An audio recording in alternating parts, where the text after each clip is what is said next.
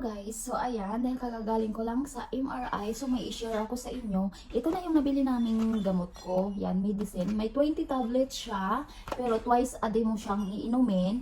Pero kailangan, ininom mo siya is, kailangan may laman yung ating tiyan. Bawal inumin yung empty yung tiyan natin kasi may posibilidad na mag-vomit ka. So, ayan, dapat may kain ka nito. So, yan, at mayroong pang isa.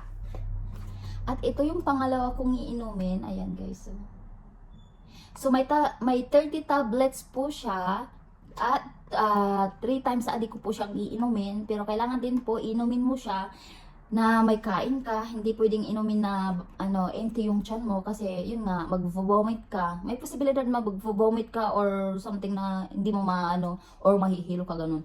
So ayan siya, 3 times a day ko siyang iinumin. So 30 tablets, ayan. At ito naman is ointment siya, pero hindi siya mainit. Hindi mainit yung pag ihaplas mo siya dito sa neck mo, hindi po siya mainit. Like kagaya sa mga ibang ointment natin, like dyan sa Pinas, di ba? Mga ointment natin dyan is maanghang, mainit siya pag ihaplas mo, like katingko.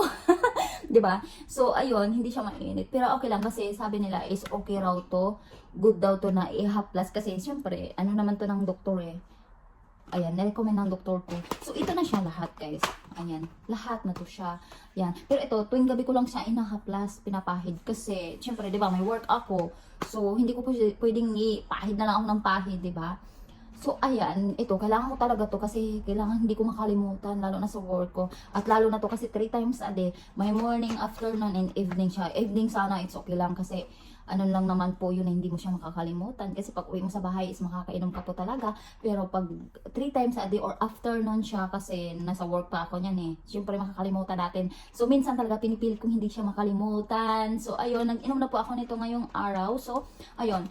Pero after po siguro nito, pag ininom ko to, kasi wala naman sinabi yung doktor na i-maintenance ko to, inumin, siguro i-stop na siguro pagkatapos nito.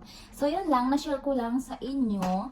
So, ayun, mahirap na no, nagme-medicine na tayo. Yun talaga ang so mas okay na po yung maaga mo malaman na pero wala naman silang nakitang sa ulo ko, masama. Yung spine ko lang daw talaga is dito is masakit. So yun nga, ni-recommend ng doktor is mag-therapy massage ako. So hindi ko pa nagawa yung therapy massage kasi yung time ko is alam nyo na. At naghahanap pa kami ng magandang therapy massage na gagawa sa akin na maghihilot sa akin. So, yan lang po. Na-share ko lang po. Thank you for watching, guys. So, bye!